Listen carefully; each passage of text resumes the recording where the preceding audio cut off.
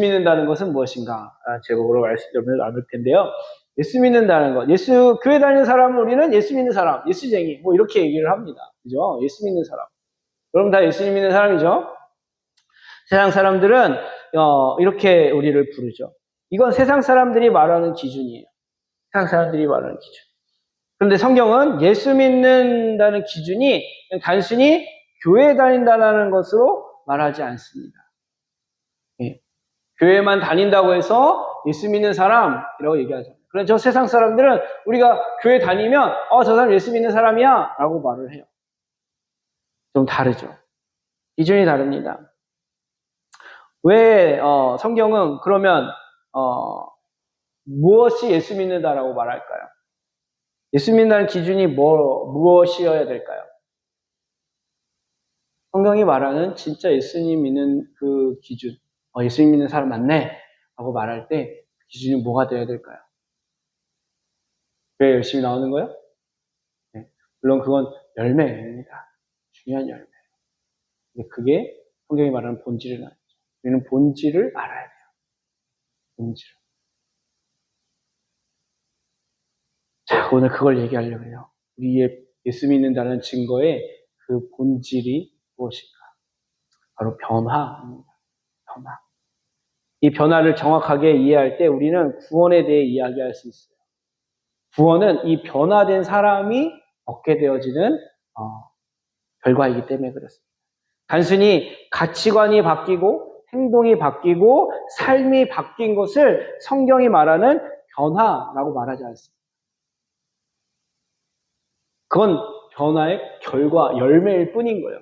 생각이 바뀌고 행동이 바뀌고 삶이 바뀌는 거. 예수 믿었더니 내가 이렇게 바뀌었어 라고 말하는 그 생각, 행동, 어떤 삶의 변화들은 그냥 그 진짜 본질이 바뀐 본질의 그 열매인 거죠. 본질이 바뀌면 그런 삶이 되어지는 거예요. 천천히 될 수도 있고 빨리 될 수도 있고 그건 뭐 중요하지 않아요. 중요한 건 본질, 그 변화의 본질이 바뀌었냐는 거죠. 성경이 말하는 변화의 본질은 뭐냐? 그걸 알아야 되는 거예요. 본질이 바뀌지 아니하면 진짜 변화된 게 아니다라고 말합니다. 왜냐하면 가치관이나 행동이나 삶의 변화는 예수를 믿지 않는 세상 사람들도 빈번히 일어나는 변화이기 때문에 그래요. 그러면 그렇게 담배를 피던 사람이 폐암에 걸려서 죽다 살아났어요. 그래서 어떻게 간신히 지적적으로 살았어요. 그럼 그 사람은 담배를 다음부터 필까요, 안 필까요? 박정환 선생님 필까요, 안 필까요? 안 피죠. 산 증이죠. 변화가 되었어요. 그러면 세상 사람들도요, 정말 죽을 고비를 넘기면요, 삶의 변화가 일어납니다. 그러면 이게 과연 성경이 말하는 변화일까요? 아닙니다. 성경이 말하는 변화는 그런 변화, 본질적 변화는 그런 행동의 변화, 생각의 변화, 삶의 변화가 아닌 거예요. 그런 변화로 정말 예수 믿는 사람이다 라고 말할 수가 없다라는 겁니다. 군대 청년이 입대를 하면요, 그동안 집에서 망나니로 막 늦잠 자고 게으르고 살던 그 청년이 군대 딱 입대하고 나면 그 삶이 바뀔까요, 안 바뀔까요? 안 바뀌면 뒤지게 맞거든요. 바뀔 수밖에 없어요. 그러면 그 청년은 변화됐으니까 예수 믿는 사람이네 라고 말할 수 있나요? 아닙니다. 성경의 변화는 본질의 변화가 아니기 때문에 진정한 변화라고 말할 수가 없어요. 이렇게 환경과 상황과 생각이 변화했다 해서 그 사람이 구원받았다라고 말할 수가 없는 이유입니다. 예수님을 믿으면 구원받았다라는 진리 속에 믿음에 대한 중요한 원리가 있기 때문이에요. 예수님 안에서만 변화될 수 있는 것이 있다라는 말입니다. 여러분, 예수님 안에서 변화될 수 있는 유일한 것, 예수님 안에서만 변화될 수 있는 유일한 것, 그게 뭘까요? 세상 말고 어디서도 다 변화될 수 있어요. 사람 잘 만나면 그 사람 변화될 수 있어요. 선생님 잘 만나면 그 사람 변화될 수 있어요. 그런데 이건 세상에서 일어날 수 있는 수많은 변화들의 한 부분이에요. 그런데 오직 예수님 안에서만 변화될 수 있는 게 있다라는 거예요. 그게 기독교의 핵심인 거죠. 그게 뭐예요? 네. 우리, 새신자예요, 초신자예요. 네. 임채희 성도님 뭐라고요? 본질. 그렇죠. 본질이 중요해요. 본질이 변화돼야 돼요. 그러면 우리가 본질 중에 본질이라고 말할 때 그 나에 대한 본질은 뭘까요? 여러분들의 본질. 존재라고 말합니다. 그것을 존재라고 말합니다. 여러분 세상 그 어디에서도 우리의 존재를 변화시켜 줄 수 있는 것은 아무것도 없습니다. 아쉽지만. 우리의 존재를 변화시켜 줄 수 있는 것은 세상에 그 어떤 것도 없습니다. 우리의 존재는 세상 그 어떤 것으로도 변화될 수가 없습니다. 학문으로, 권력으로도, 의학으로도, 돈으로도 우리의 존재는 바뀔 수가 없는 거예요. 변화될 수 없는 거예요. 여러분 생각해보세요. 왕이선이 아무리 많이 배우고 노력해도 제가 강혜옥이 될 수 있을까요? 제 존재는 왕이선이에요. 근데 제가 난 강혜옥 되고 싶어. 공부를 엄청 해. 엄청 노력해. 그런데 제가 어느 날 그렇게 했다고 강혜옥이 돼요? 안 돼요. 불가능합니다. 내 존재는 왕이선입니다. 여러분 의학적으로 제가 수술을 완벽하게 해놔서 겉모습이 깜짝같이 속여서 제가 강혜옥이 됐다고 해봅시다. 완벽한 성형으로 해가지고 강혜옥처럼 다 고쳤어. 몸을. 그렇다고 제 존재가 강혜옥이 될 수 있을까요? 안 됩니다. 불가능합니다. 여러분 우리의 존재를 바꿀 수 있는 건 세상의 그 무엇으로도 불가능합니다. 그렇다면 성경이 말하는 예수 믿으면 변화된다는 존재는 어떤 변화를 말하는 걸까요? 성경은 분명히 우리의 존재를 변화시킨다라고 말하고 있습니다. 우리의 존재는 잘 알듯이 아담의 타락으로 인해서 죄인의 상태가 된 존재입니다. 죄인에 대한 상태. 이것을 존재적 죄인이라고 부르죠. 존재가 죄인이다 보니까 이 땅에서 아무리 착하게 살아도 멋지게 살아도 폼나게 살아도 그 끝은 죽음이라는 심판을 피할 수가 없는 거예요. 다시 말해서 잠깐 이 땅에서 폼나게 살다가 지옥의 영원한 불심판을 피할 수 없는 존재적 죄인이라는 말입니다.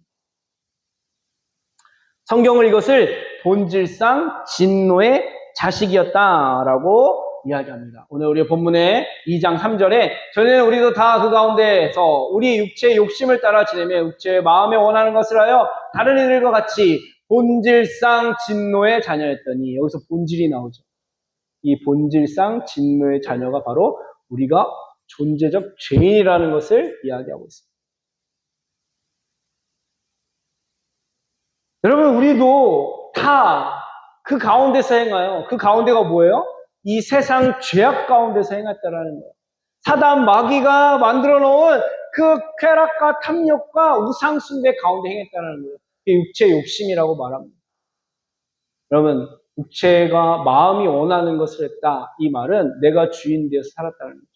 여러분 우리가 여태까지 살아온 삶을 되돌아볼 때 여러분들이 원하는 대로 살았을까요? 남이 원하는 대로 살았을까요? 분리할 땐 대답을 안 하셔도 돼요. 네. 내가 원하는 대로 살았어요. 왜냐하면 여러분 나는 남이 시키는 대로 살았습니다. 라고 말하는 사람도 있을 거예요. 남편이 시키는 대로 살았어요. 그런데 여러분 결정적으로 그 남편을 누가 선택했을까요? 내가 선택했죠. 맞아.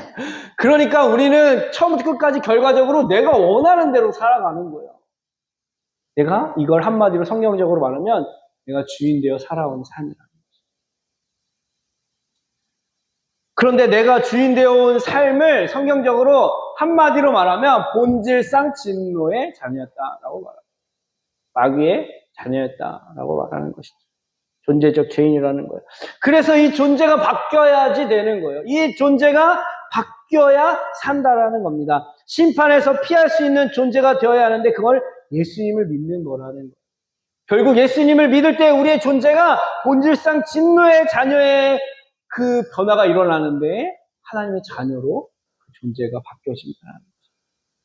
예수님께서 존재가 죄인이었던 나와 함께 십자가에 죽으시고 부활하셔서 나를 하나님의 자녀의 존재로 변화시켜 주시는 것이 바로 성경이 말하는 진짜 변화인 거예요.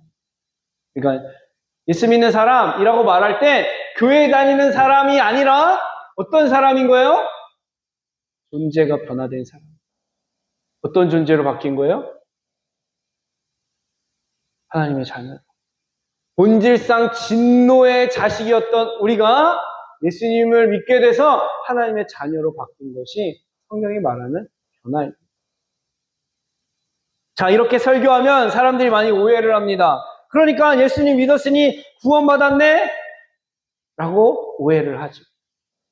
왜? 나는 예수님 믿으니까 내 존재는 바뀐 거야. 라고 생각할 수 있습니다. 존재의 변화가 안 되었는데 주님을 부르고 교회를 다니고 봉사를 하고 선행을 하고 거기다 능력도 받고 복도 받고 기적을 행하다 보니까 자신이 예수 믿어서 변화되었다고 착각하는 경우가 있다라는 거예요. 이건 제 얘기가 아니라 예수님이 그렇게 말씀하셨어요. 마태복음 7장 22절 23절에 보니까 그날에 많은 사람이 나더러 이르되 주여 주여 우리가 주의 이름으로 선지자 노릇하며, 이 선지자는 오늘날 말하면 목사도 되고 전도사도 되고 사역자도 되고 선교사도 되고 이런 얘기를 하는 거예요. 장로도 되고 권사도 되고 남들을 신앙을 가르칠 만한 그런 사람이 되었다라는 거예요. 주의 이름으로 귀신을 쫓아내고 능력을 행했다라는 거예요. 주의 이름으로 많은 권능을 행하지 아니하나이까 하리니, 이렇게 예수님 앞에 이러한 믿음이 엄청난 대단한 사람들이 말을 하니까 예수님이 뭐래요? 그때 내가 그들에게 밝히 말하되 내가 너희를 도무지 알지 못하는 불법을 행하는 자들아 내게서 떠나가리라. 여기서 예수님이 왜 이런 귀한 믿음의 역사를 나타낸 사람들에게 불법을 행했다고 말씀했을까요? 존재에 변화되지 않은 사람들이기 때문에. 이런 능력은요, 여러분, 하나님의 자녀들만 할 수 있는 게 아니에요. 귀신을 내어쫓고요, 권능을 행하고요, 선지자 이름으로 살아가는 걸 여러분 누구도 할 수 있냐면 귀신 무당들도 할 수 있는 거예요. 우리 철회자님 저랑 잠깐 얘기했었는데, 여러분 우리 저 영적으로 저도 막 그런 것도 보고 막 보이고 막 하거든요. 네. 그런데 이걸 저만 보는 게 아니라 이 무당들도 볼 수 있더라고요. 진노의 자녀였던 사람들도 이런 능력을 행한다는 거예요. 귀신을 내어쫓고 권능을 행한다는 거예요. 그러니까 중요한 건 내가 예수님 안에서 진정한 변화가 되었는가, 존재적 죄인의 변화가 되었는가, 그게 중요한 거지 이런 능력을 행했느냐 이게 중요한 게 아니라, 이건 열매인 거예요. 당연히 존재가 바뀌면 그 하나님의 자녀가 된 그 권세로 이러한 삶을 살게 해주신다는 거예요. 그런데 중간 과정을 건너뛰고 존재의 변화됨 없이 이런 능력만 행하고 이러한 권세만 갖게 될 때 그걸 뭐라고 말해요? 불법이라고 얘기해요. 그래서 주님 앞에 쫓김을 받는 거예요. 천국 앞에서 이런 일이 일어난다는 거예요. 천국 문 앞에 딱 섰을 때 이제 천국 문에 막 들어가고 있어요. 성도들 막 들어가고 있어요. 귀신을 한 번도 못 쫓아도 상관없어요. 능력을 행하지도 못해도 상관없어요. 목사가 안 돼도 상관없어요. 충성되게 내가 존재가 바뀐 그 믿음을 가지고 하루하루 믿음으로 살아갔던 사람들이라면 그냥 주님 부르면 그냥 다 들어가는 거예요. 그래, 어서 와. 네, 이렇게 주님이 부르실 거예요. 순애야, 어서 와. 네, 철애야, 어서 와. 네, 정호가 어서 와. 오늘 몇 명 안 되니까 부르기 편하네요. 복음아 어서 와. 이렇게. 네. 주님 하고 달려가면 어서 와, 내가 너 알아. 그런데 엄청난 능력을 행하는 왕 목사는 주님 하고 했더니 너 누구냐? 이래버리면 저는 엄청 난감하겠죠. 네. 존재의 변화. 여러분, 이게 예수 믿는 그리스도인들의 핵심입니다. 정말 중요한, 이거 없이는 신앙생활이라고 말할 수가 없고 이거 없이는 구원을 말할 수가 없고, 존재의 변화. 그렇다면 어떻게 내가 구원받은 사람인지, 다시 말해서 존재의 변화를 받았는지 어떻게 알 수 있어요? 그냥 믿는다고요? 죄송하지만 여러분, 만약에 여러분들이 기차를 탔어요. 그리고 표를 끊었어요. 내가 가야 할 곳과 내가 받은 표가 지금 여기 오는 열차와 같은 열차인지를 여러분 확인 안 하고 그냥 타실 분 계신가요? 바쁘니까 그냥 타요. 잘 모르니까 그냥 타죠. 아무 기차나 오면 그냥 타면 되는 거 아니에요? 이렇게 생각하고 여러분 그 기차 그냥 아무 오는 거 타실 분 계셔요? 버스가 왔는데 여러분들 서울 가는 티켓을 딱 끊고 그냥 버스가 아무거나 오니까 저거 타야지 그냥 타시는 분 계시나요? 그 버스가 어디 가는지 목적지를 확인하고 탈 거 아니에요. 여러분 내가 예수를 믿는데 내가 구원받았는지 내가 존재가 변화되었는지 그냥 확인 없이 그냥 예수님 믿는다면 여러분 이 기차를 확인하지 않고 타는 사람과 똑같다라는 거예요. 그래서 예수님은 우리에게 이렇게 얘기하시는 거예요. 네, 이렇게 얘기하시는 거예요. 고린도후서 13장 5절에 너희는 믿음 안에 있는가 너희 자신을 시험하고 너희 자신을 확증하라. 예수 그리스도께서 너희 안에 계신 줄을 너희가 스스로 알지 못하느냐? 그렇지 않으면 너희는 버림받은 자. 우린 스스로 확증해야 되는 겁니다. 믿음의 확증을 위해서 스스로 시험하는 것이 결국 구원과 연결되어 있는 중요한 신앙생활이라는 거예요.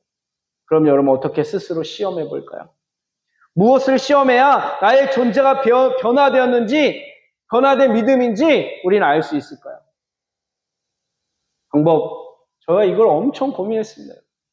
신학교에서도 고민하고 목회를 하면서도 고민하고 여러분 목사가 그냥 시시해 보이고 시골에 그냥 맨날 아무것도 안 하는 것 같지만 엄청나게 고민하고 있어요. 엄청나게 여러분 씨름하고 있어요. 옛날에 저기 어떤 분이 저한테 그러더라고요. 동네 분. 목사님 거기서 뭐하고 살아요? 네, 모르니까 목사가 뭐 하는지 모르니까 그 산속에서 혼자 뭐하고 지내니? 뭐하고 지내니? 네. 뭐 설명해야 뭐 알 수도 없고 엄청 믿음의 씨름을 하고 있어요. 우리 성도들 위해서 기도하면서 우리 성도들이 믿음 안에서 천국 가는 그날까지 승리하기를 기도하고 그 삶을 어떻게 하면 하나님 말씀으로 풀어낼까 고민하고 연구하고 때로는 그 삶에 같이 들어가서 같이 기도하고 예배하고 여러분 시시해 보여도 정말 엄청난 몸부림이 있다라는 거예요. 그 몸부림을 통해서 별 볼 일 없어 보이지만 그 목회가 하나님께서 그렇게 이끌어 가십니다. 여러분, 우리는 스스로 물어봐야 돼요. 내가 구원받은 사람인지. 다시 말해서 내 존재가 변화되었는지 확인해야 된다. 그럼 우리를 어떻게 스스로, 그걸 확인할 수 있을까요? 제일 좋은 건 스스로에게 물어보는 거예요. 그게 제일 빠르죠. 한번 물어봅시다. 스스로에게. 희선아, 너 구원 받았냐? 희선아, 너 존재가 변화되었냐? 예, 뭐라고 대답하는 것 같아요?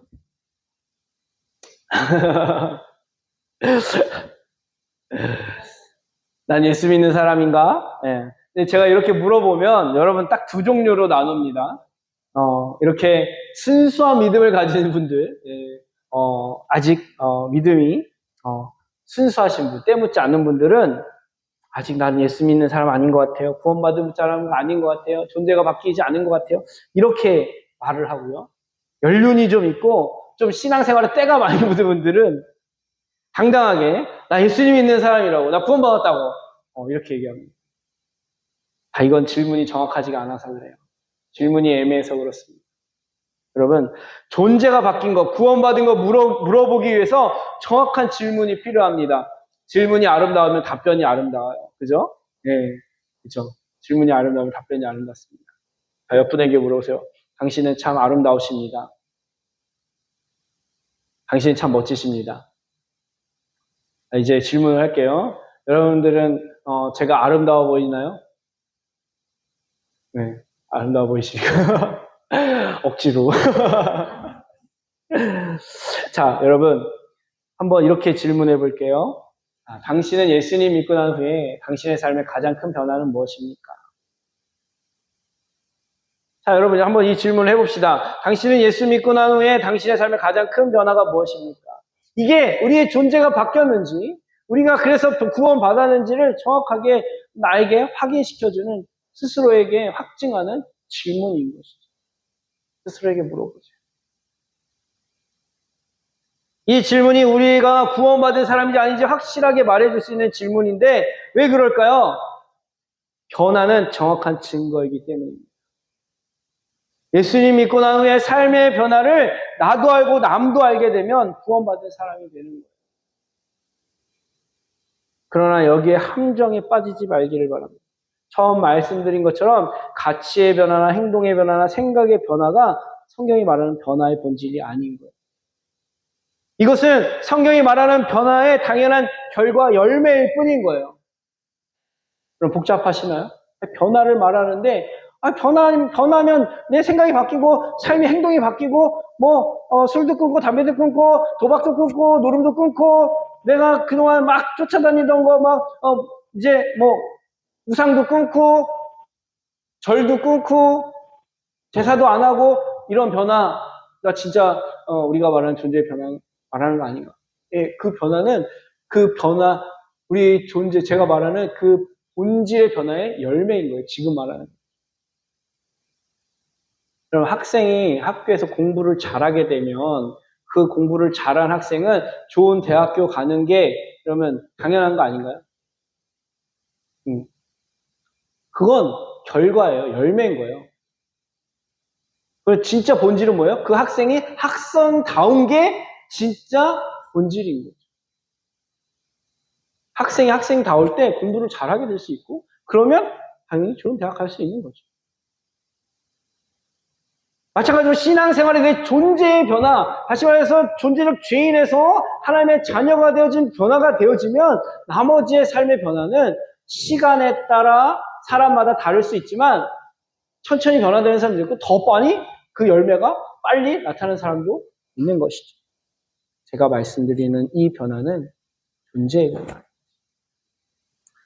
제가 이렇게 설명했는데도 아직도 이게 무슨 말인지조차 모른다면 아직 복음이 뭔지를 잘 모르시죠. 복음이 아직 뭔지 잘 모르고 이해가 안 된다면 아직 믿음의 시작을 못하고 계십니다. 왜 그러냐고요? 이것은 생각보다 너무 쉽게 답할 수 있는 답입니다. 이건 생각해서 답할 수 있는 질문이 아니라 존재적으로 답할 수 있는 존재적 질문이기 때문입니다. 다시 보세요. 당신이 예수 믿고 난 후에 당신의 삶의 가장 큰 변화는 무엇입니까? 라는 이 질문이 여러분 생각해서 할 수 있는 질문이 아니라 내 존재가 그냥 자연스럽게 답할 수 있는 거랍니다. 제가 예를 하나 들어볼게요. 만약에 여러분이 예전에 세상에서 가장 폭력적이고 수치스럽고 비참한 그런 배우자를 만나서 살다가 그 사람이 죽고 새로운 배우자를 만났는데 세상에서 가장 품이 있고 사랑이 넘치며 존중과 배려가 가득한 사람을 만나서 물질로도 풍요한 삶을 얻었다고 생각해 봅시다. 자, 그런데 어느 날 내 모든 과거를 아는 친한 친구를 만나서 이렇게 차 한잔을 하면서 이야기를 나누는데 그 친구가 야, 너 엄청 행복해 보인다 라고 말하면서 내가 생각하기에 너의 가장 큰 변화가 뭐라고 생각하냐? 라고 물어본다면 여러분 이 질문에 이 사람이 고민을 하고 답할까요? 아니면 바로 답할 수 있을까요? 바로 답하겠죠. 1초의 고민도 없을 거예요. 여러분 이 사람의 지금 가장 큰 변화는 뭐라고 말하겠어요? 행복하다. 이전에 그 비참했던 그 삶에서 벗어난 것 그리고 지금의 행복을 누리는 것 이게 가장 큰 변화라고 구체적으로 말해줄 수 있겠죠. 이건 고민하고 생각해봐. 잠깐만, 그러게 내가 왜 이렇게 행복하지? 내가 뭐가 가장 큰 변화일까? 이전에 살던 그 삶하고 지금하고 삶하고 너무나 비슷해. 비슷한 정도가 이건 비슷한 게 아니고 완전 바뀐 거잖아요. 완전 다른 거잖아요. 이걸 고민하고 연구하고 해가지고 이걸 답할 게 아니에요. 네. 그냥 존재적으로 답해지는 거죠. 여러분 해성교회 다니는 거 행복해요? 괴로워요? 고민해 보시는 계시면 아직 여러분 심각한데 이건 존재적으로 답할 수 있는 질문들입니다. 여러분 우리의 존재의 변화는요 고민해서 답할 수 있는 게 아무것도 없어요. 여러분 우리가 존재가 바뀌었는지를 이 질문을 통해서 답할 수 있는 사람은요 존재가 바뀐 사람만 이 질문을 답할 수 있습니다. 정말 예수님을 십자가에서 인격적으로 만난 사람, 바로 존재가 변화된 사람입니다. 나의 병든 자와 함께 예수님이 십자가에 죽은 것을 믿는 사람, 존재적으로 그 복음을 알게 됩니다. 그러면 그 사람은 당신이 예수님 믿고 난 후에 가장 큰 변화가 뭐냐라는 이 질문에 1초도 고민 없이 답을 할 수 있는, 이게 존재의 변화된 사람의 모습입니다. 예수님 때문에 살게 된 새 삶에 대해 주저없이 말하게 되는 것이 존재의 가장 큰 변화입니다. 만약에 누군가 저에게 당신이 예수님 믿고 삶에서 가장 큰 변화가 뭐냐고 물어보면 저는 주저없이 예수님 없이 살던 이전의 삶으로 결코 돌아갈 수 없게 된 것을 말할 수 있습니다. 내가 주인 되어 살면서 내 꿈, 내 욕심, 나의 죄를 정당하고 당당하게 여기던 교만한 삶을 다시는 결코 돌아갈 수 없는, 하나님께서 나의 주인 되셔서 하나님이 원하시는 삶을 꿈꾸고 나의 죄를 통회하고 자복하며 매 순간 은혜를 구하는 삶을 살게 된 것이 저의 존재적 변화인 것을 말할 수가 있습니다. 여러분, 이제 여러분 보고 예수님 없는 이전에 그냥 세상 사람과 똑같이 살라고 하면 살 수 있는 자신 있으신 분 손 한번 들어보세요. 나 이제 예전처럼 살라 그래도 나 마음 얼마든지 나 그렇게 살 수 있어요. 물론 우리는 본질상 진노의 자식이기 때문에 그냥 그렇게 돌아갈 수 있어요. 누구만 그렇게 돌아갈 수 있냐면 존재의 변화가 되지 않는 사람은 그렇게 돌아갈 수 있어요. 그런데 존재가 바뀐 사람은요, 그렇게 살라고 내몰아쳐도 그렇게 못 살아요. 하민이가 예전에 혼난 적 있어요. 집에 쫓아내겠다고 막 내보낸 게 있어요. 나가 이놈아! 들어오지 마! 근데 나가랬다고 아싸 이제 내 마음대로 살아야지. 그러고 막 나갔을까요? 결코 그렇게 못해요. 존재가 그 아버지의 자식으로 존재가 만들어져요. 그 집을 떠나죠. 어린아이. 우리의 존재가 하나님의 자녀로 바뀌어서 아버지가 나단을 치고 하나님 아버지가 책망을 하셔도 하나님이 나한테 왜 이래? 복 주시는 분 아니었어? 나한테 좋은 것만 하시는 분 아니었어? 사랑의 하나님 아니었어? 이거 안 되겠네? 못 믿겠다. 그러고 떠나신다면 그건 처음부터 하나님의 자녀가 아니에요. 히브리서에 보면 하나님의 자녀는 하나님이 징계하시고 책망하신다고 말씀하고 있어요. 왜요? 더 귀한 믿음으로 더 귀한 복을 주시기 위해 우리를 하나님이 다스리십니다.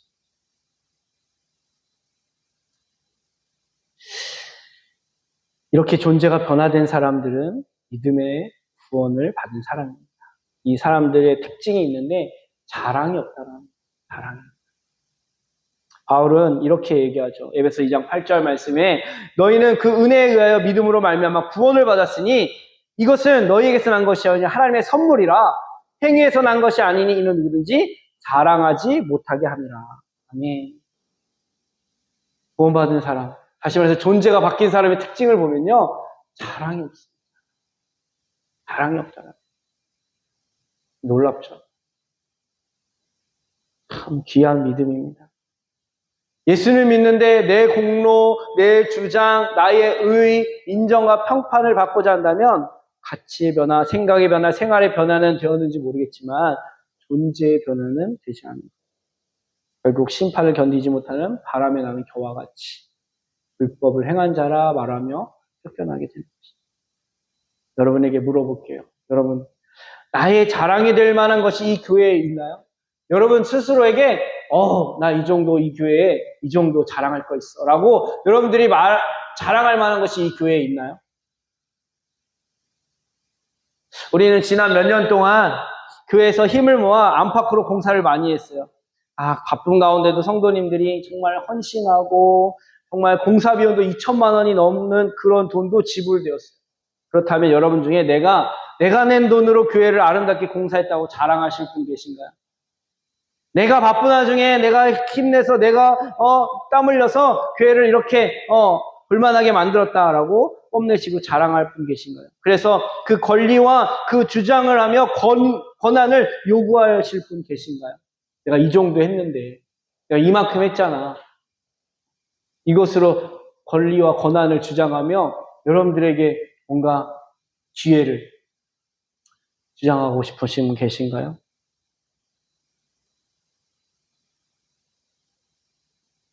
하나님의 상급보다 사람들의 칭찬과 사람들의 인정이 더 필요한 분 계시나요? 계시는 분 손 한번 들어보시면. 아무도 안 계시. 그럴 줄 알았습니다. 감사하네요. 정말. 여러분들이 손을 안 드신 이유는 여러분들이 정말 순수한 마음에 주님을 사랑하는 마음에 주님을 섬겼고 그 사랑을 받으신 섬김을 받으신 주님께서 친히 주님께서 그 모든 일들을 이뤄 놓으셨다는 걸 믿기 때문에 그런 줄이 있습니다. 여러분들 그런 마음이시죠? 저와 동일한 마음이시죠? 아멘. 아멘. 그런데 그렇게 생각 안 하는 많은 그리스도인들이 있다는 거예요. 왜냐하면 이걸 사람들 앞에서 자랑하면 외식하는 바리새인이 되는 걸 알기 때문에 그냥 아닌 척하고 있는 사람들이 세상에 많이 있다는 거예요. 그래서 우리는 질문을 바꿔서 물어봐야 돼요. 진짜 아닌지, 내 자랑할 것이 아닌 것인지를 확인하려면 질문을 또 바꿔봐야 돼요. 교회 또는 목회자가 마음이 안 드시는 분이 있으신가요? 교회, 목회자, 우리의 모습이 마음에 안 드시는, 그래서 불평이 생기고 불만이 생기시는 분 계시나요? 저한테, 혹시 우리 사모한테, 이 교회 성도 안에 불평이 생기고 마음에 안 드시는 것이 있으시나요?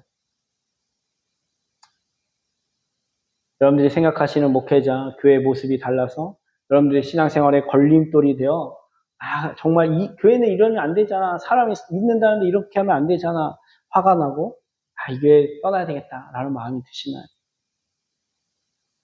사도 바울은 이런 사람들에게 다음과 같이 말하더라고요. 갈라디아서 5장 9절에 보면 너희는 적은 누룩이 온 땅에 온 덩이에 퍼지느니라. 이 적은 누룩은 바로 이 불만을 갖고 있는 사람, 이 다른 복음을 갖고 있는 사람들 이야기합니다. 나는 너희가 아무 다른 마음을 품지 아니할 줄을 주 안에 확신하노니 저는 여러분들이 다른 마음을 품지 않는 걸 확신합니다. 그러나 너희를 요동하게 하는 자는 누구든지 심판을 받으리라. 여러분들을 요동하게 하는 사람들이 있다라는 거예요. 야, 그 교회 시골에 사람도 몇 명 없고 목사는 능력도 없고 설교도 잘 못하고 이렇게 여러분들을 요동하는 사람들이 있다라. 형제들아 내가 지금까지 할례를 전한다면 어찌하여 지금까지 박해를 받으리요. 그리하였으니 십자가의 걸림돌이 제거되었으리라. 네. 제가 예수 그리스도의 복음을 온전히 여러분들에게 전하지 않았다면 자에게 문제가 있지만 그렇지 않으면 떳떳하다는 거예요. 그런데 12절에 중요하게 이렇게 얘기합니다. 바울은 너희를 어지럽게 하는 자들 스스로 베어버리기를 원하노라. 오늘날로 말하면 쉽게 이렇게 얘기하는 거예요.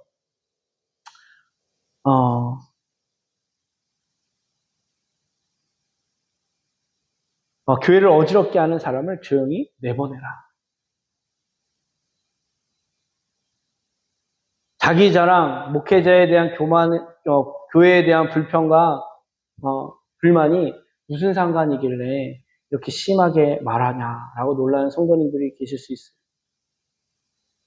자랑의 최대 수단이 불평과 불만이기 때문에 그렇습니다. 나를 의롭게 하는 가장 최고의 방법이 상대방의 불의를 지적하고 드러내는 것이기 때문에 그렇습니다. 상대방의 부족한 점이 잘못을 지적할 때 내가 더 높아지기 때문에 그래요. 교회를 걱정하는 것처럼 말하지만 실상 자신의 의를 더 드러내고 싶은 자아추구라는 것입니다.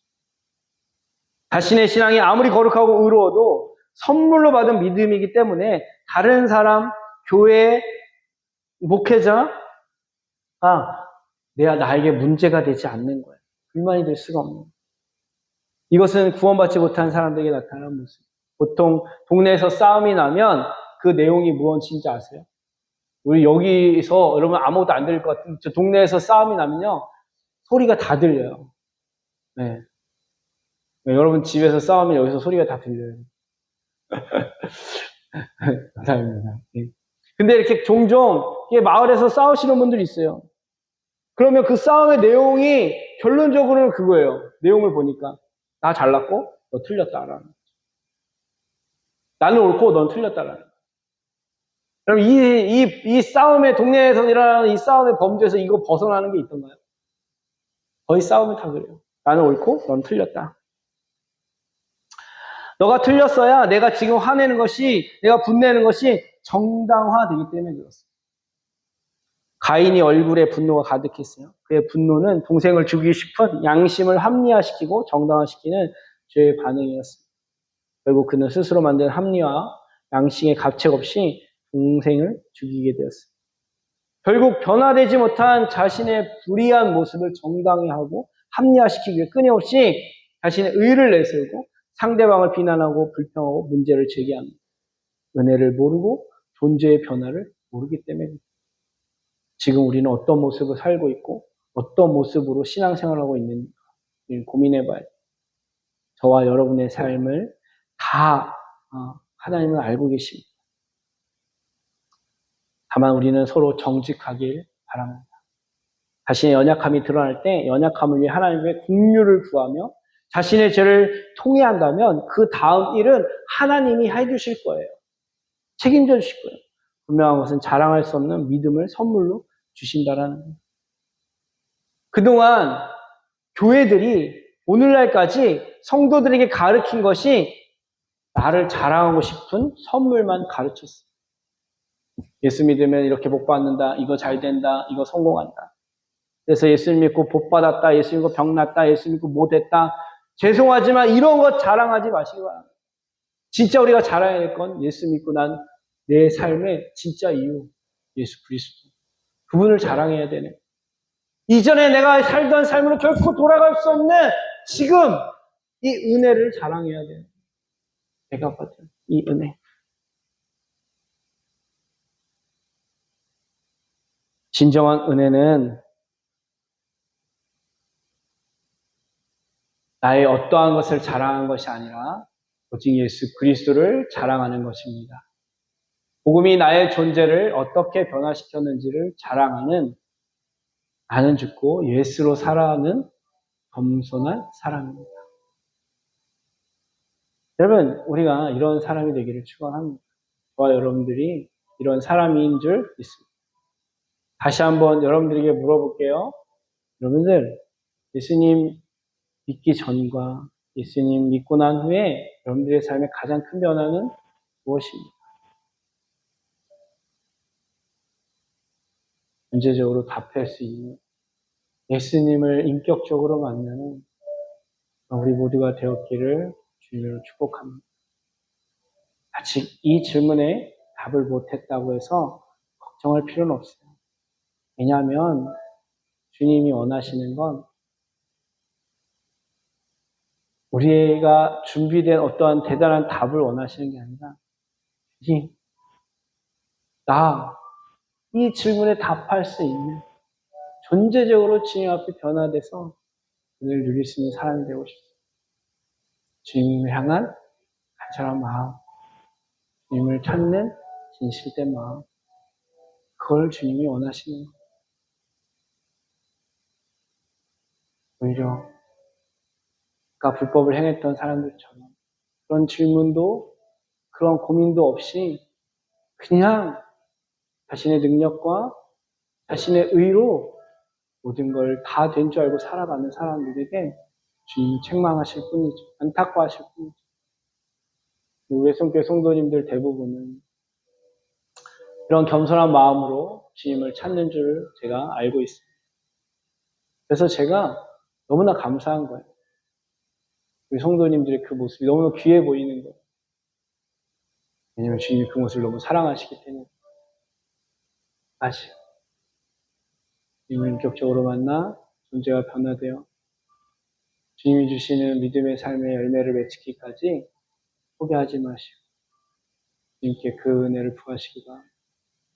문제적으로 내 변화된 삶이 무엇인지 고백할 수 있는 믿음의 삶이 되기를 원합니다. 이미 그 존재의 변화를 경험한 사람들에게는 더욱더 주님만 자랑하는 삶이 되기 원합니다. 우리의 손교회가 되기를 주님으로 축복합니다. 기도합시다. 하나님, 오늘도 주님만을 사랑하며 내 존재를 변화시킨 은혜가 무엇인지를 깨닫기를 간구하며 십자가가 나에게 어떤 의미인지를 고민하고 은혜를 붙들고 살아가는 당신의 자녀들을 축복하여 주십시오. 우리도 꿈꾸고 바라고 있습니다. 가치관이 바뀌고 삶이 바뀌고 행동이 바뀌어서 그 열매를 누리고 싶습니다. 그러나 그 이전에 존재적 죄인이었던 본질상 진노의 자녀였던 그 삶에서 그 지긋지긋하고 수치스럽고 그 두렵고 무서웠던 그 삶에서 벗어나게 하신 예수 그리스도, 우리의 존재를 하나님의 자녀로 바꾸신 십자가에서 예수님과 함께 죽어야만 인격적으로 내 죄가, 내 존재적 죄가 예수님과 함께 죽어야만 예수님을 인격적으로 만날 수 있는 그 은혜를 존재로 깨달을 수 있도록 한없는 은혜와 사랑을 부어주십시오. 이 십자가에서 2000년 전에 당신의 자녀를 위해, 여기에 있는 우리를 위해 피 흘려 죽으신 예수 그리스도의 그 사랑과 함께 내 존재가 변화되어지는 은혜를 경험하는 귀한 시간 되게 하여 주옵소서. 놀라운 존재로 부여지는 복을 얻게 하옵소서. 우리의 성교회 성도들을 축복하며 예수님의 이름으로